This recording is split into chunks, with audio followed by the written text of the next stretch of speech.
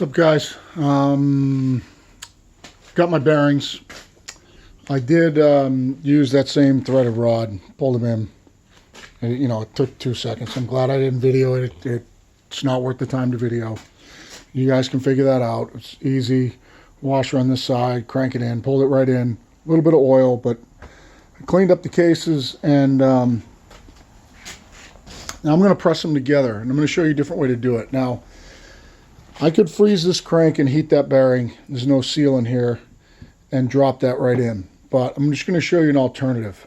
Okay, and we're going to use my old Delta drill press right here. There's no way on a drill press that you're putting enough pressure on a bearing on a crank to cause any problems. So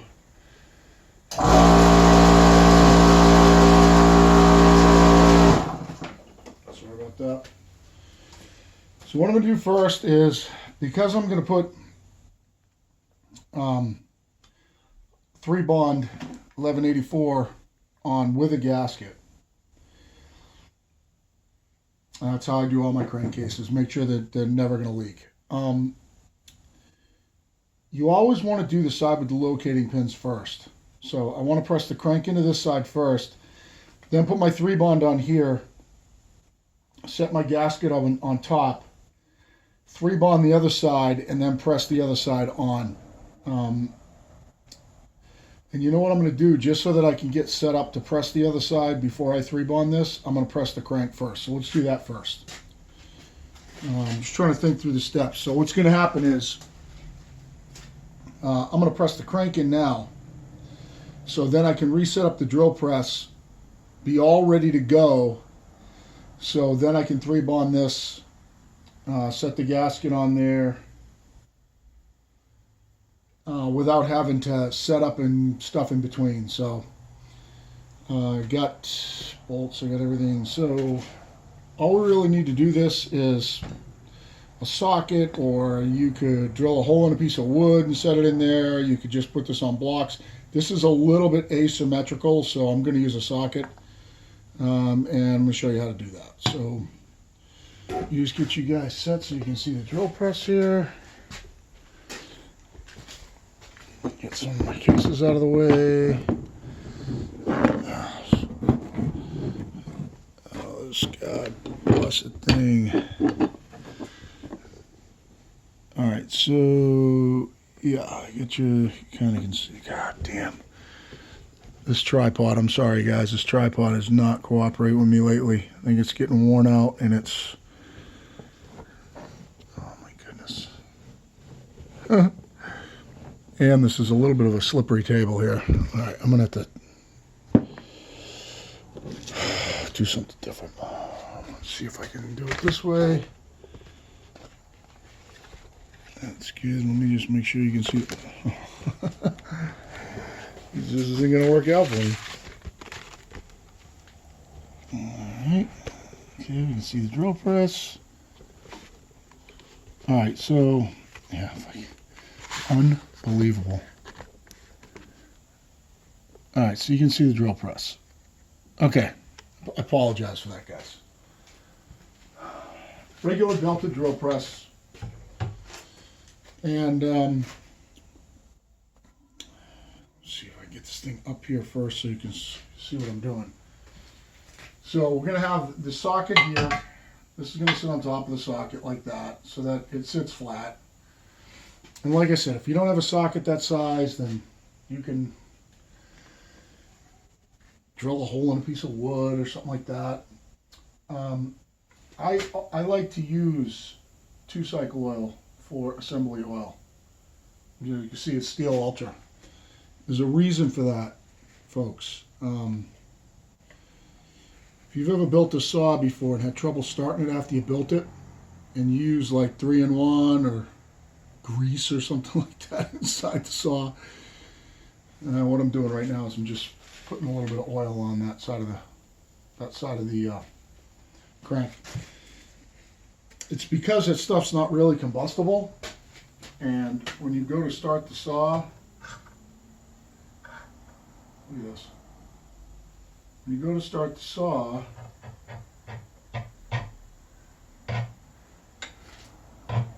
You gotta burn off all that crap. Alright, that's it. So that side of the crank's in. Now what I gotta do is I have to set up to push the other side. And I gotta see how high I'm gonna need the drill press. Let's just figure this out. So I put a crank down in there, so that's supported on the case.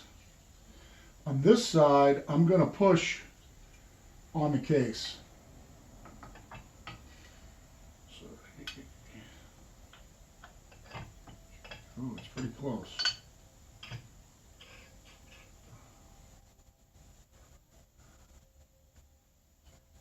What am I going to need for a bearing on for a...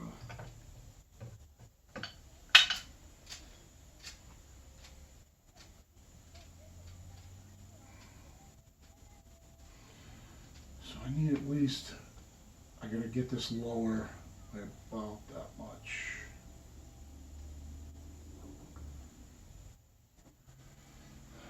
So I'm just going to lower the drill press a little bit. And granted, this is a pretty heavy duty drill press. I'm not, taking that for granted. But you can see how easy they go together. Alright, so I'm going to 3-bond this thing. Get the gasket on this side.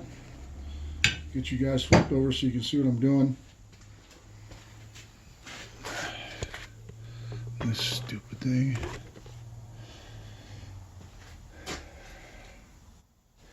And then I'm gonna, after I get the gasket on that, I'll put 3-bond on this. And we will go up there and press the thing together. First thing I want to do is 3-bond this side. When you do 3-bond, most of you have probably watched some of Walt's videos and Matty Olson and so on and so forth. When you do 3-bond, you want to just dab it on lightly. And of course, the top of my 3-bond stuck on. Pair of pliers. Snap on the vise.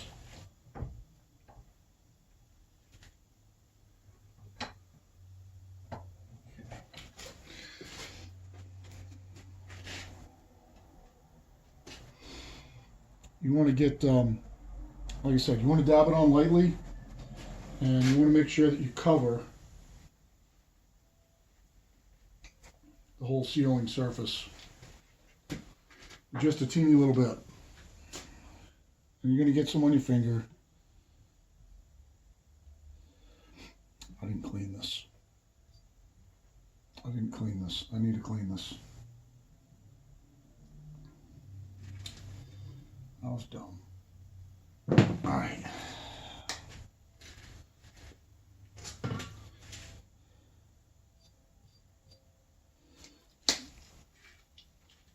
Now we're gonna have to wait for that stuff to kick off here.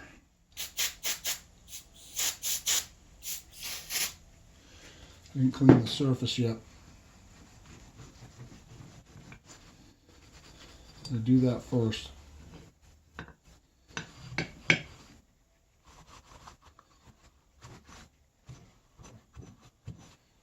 I did, since this is a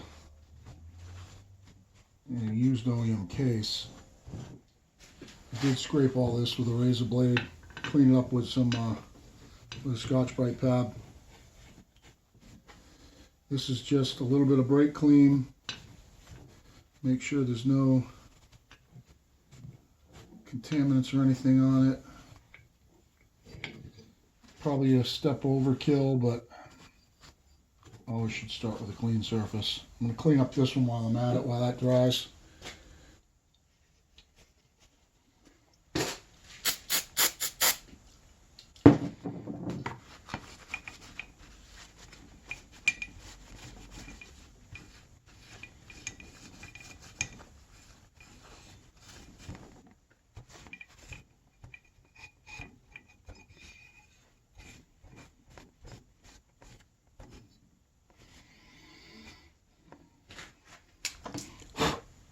That should be pretty good.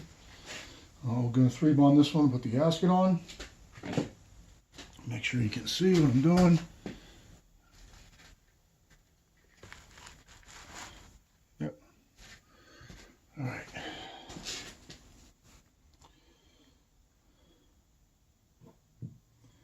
Gee, God. Any more stuff in my way? I already got my bolts here. Wow, this 3-bond is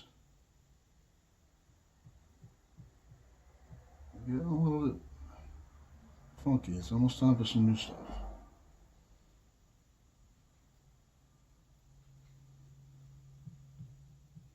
This 3-bond is worth its weight in gold, though, as far as I'm concerned, when it comes to sealing stuff up. I've never had something that I sealed up with 3-bond leak.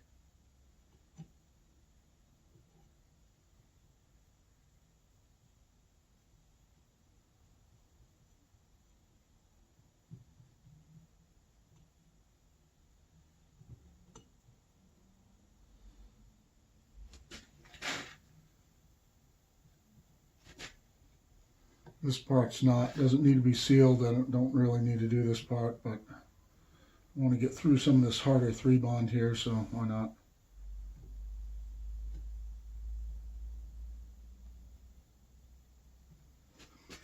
Obviously, if you got a place that's got a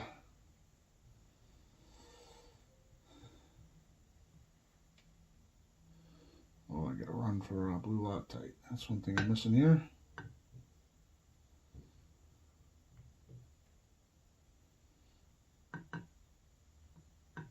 Damn it. Figures.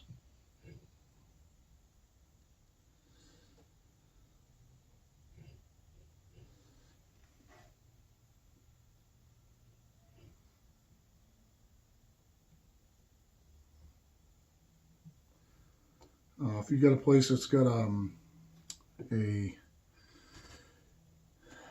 you call it, impulse journal or something like that, make sure you don't get any on that. Like when you do cylinder bases.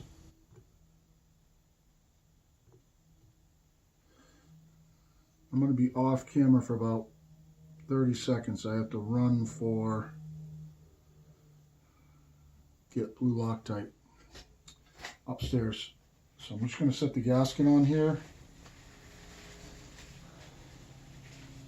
Let this stuff kick off. Make sure I am getting inside the crankcase.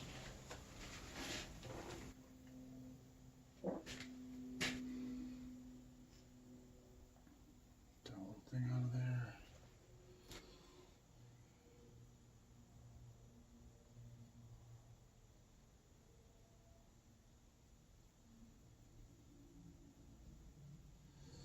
That's a good idea, just to take a look.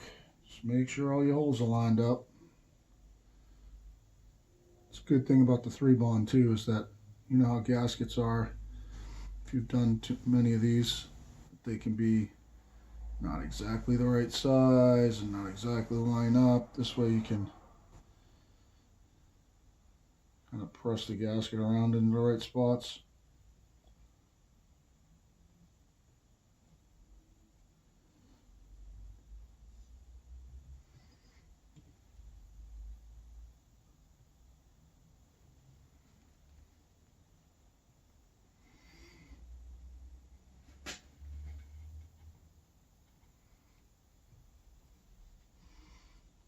Looks like that should work. Just going to run for blue Loctite. No, maybe I have some. I have enough here.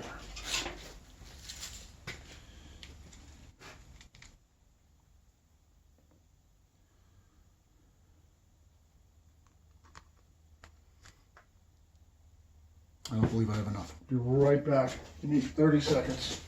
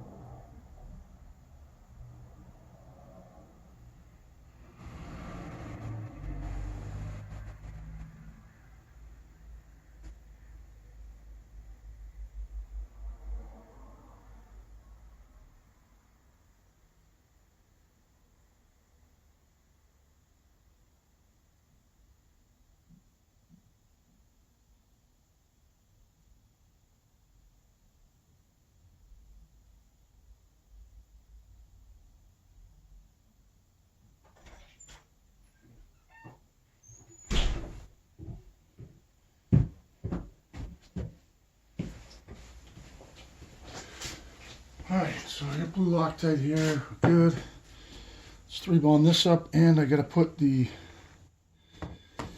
breather tube in here for bar and chain oil. This ends up inside.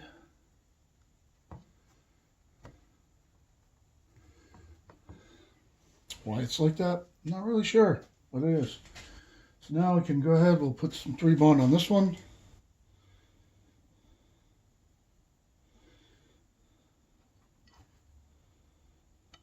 Oh, it's cold temperatures. It's 3-bonds. Pretty thick. You guys see that? That's what I'm doing. Yeah, pretty much. This thing over here.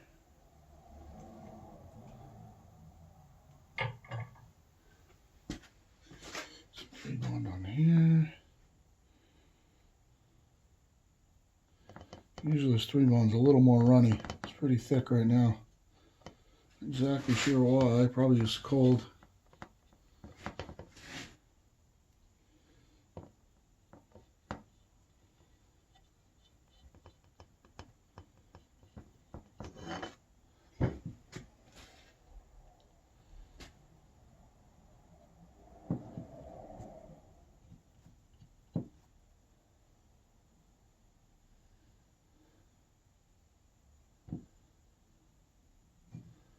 That's all good there.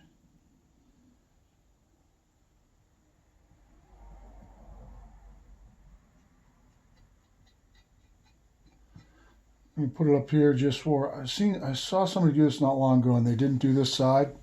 Just doesn't seal anything, but you don't want it to mess up with the thickness of this either.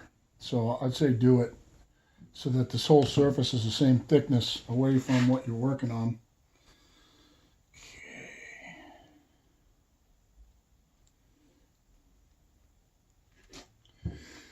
What I'm going to do is I'm going to get just a little bit of oil on the crank. Push this thing downside. So let me get you pointed over here. Oh man, this thing.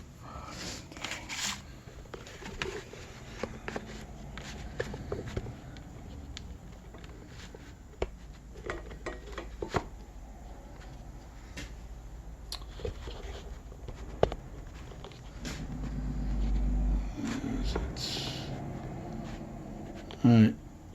Sorry, it's not centered, but I'm fighting with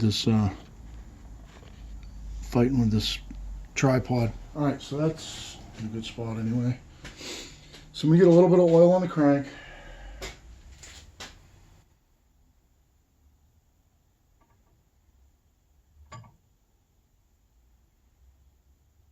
Don't get any 3-bond on it.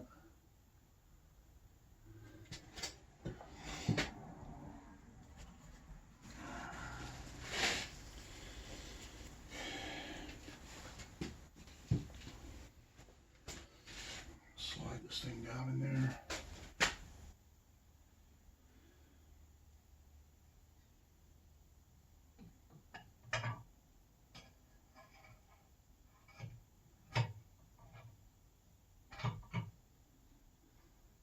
When you push down on it, we're going to make sure that we get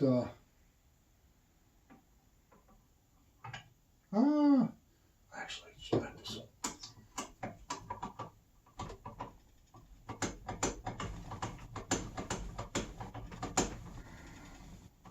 Actually, let's make it big so it spans the whole thing.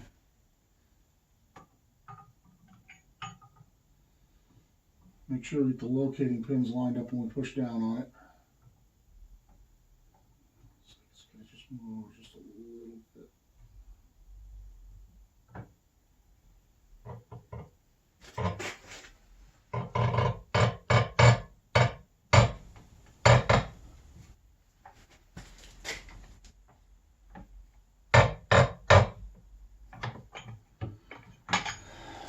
That's all there is to it. Now let's get the bolt started. I'll get you back over here.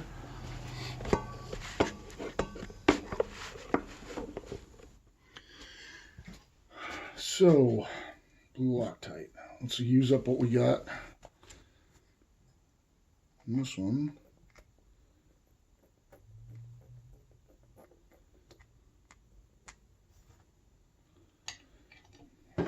Start them all by hand.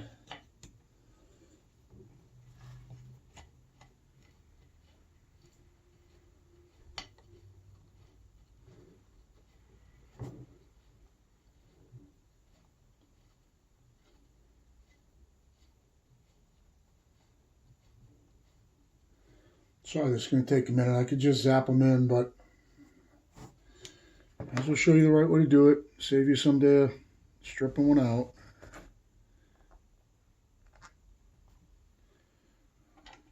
Just do a star pattern.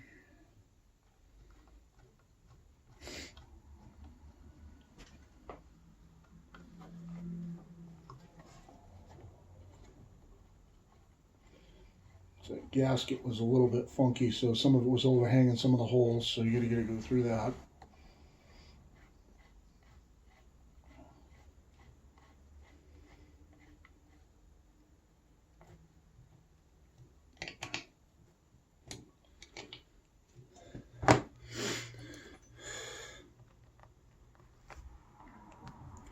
So let me just snug those down. It's probably better practice not to.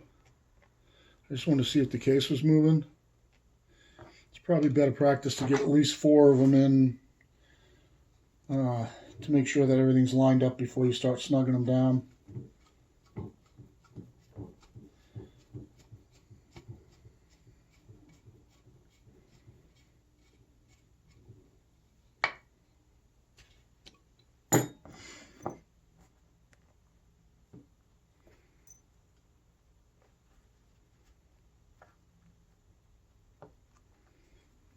One more of me. Yep, more. It's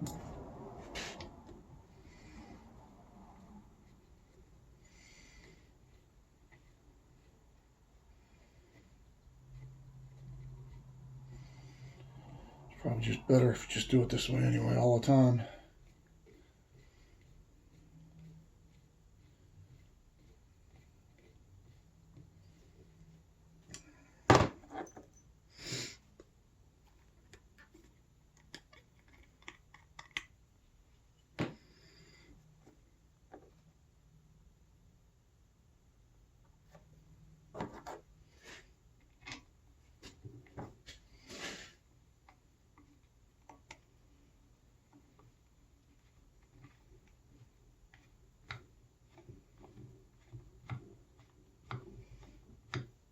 Make sure if you ever work on those 2 series saws, you don't forget this little bolt in the back. This one's easy one to forget and break a case. And then the other thing that you have to do is you got to put the bumper spike on with this one, with these 2.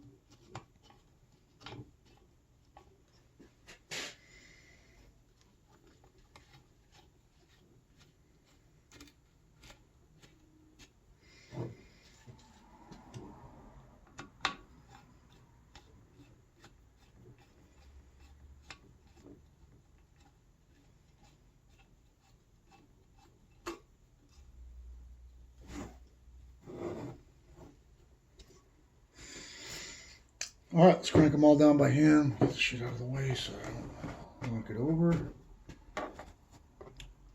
It's a dead soldier. These things love to spill and cost you 15 bucks.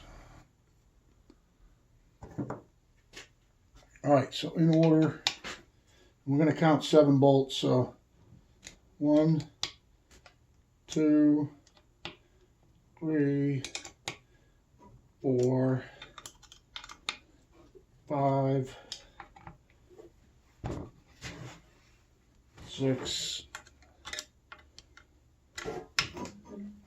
7.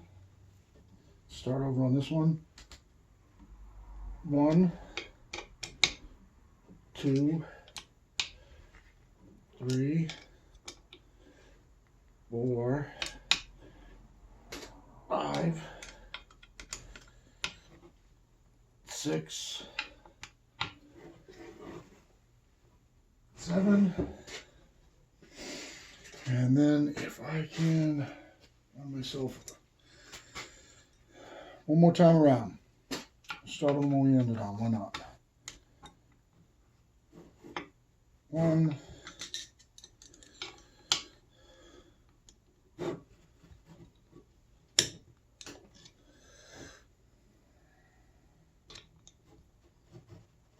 2, 3,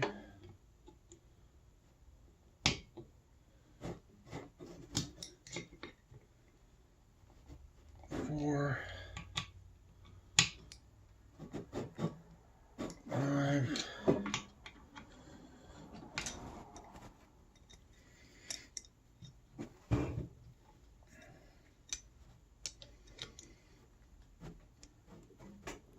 6,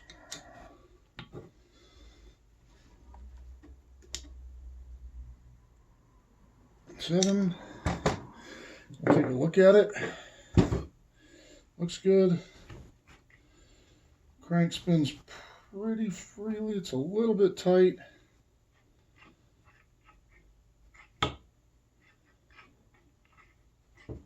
It's actually freeing up a little bit.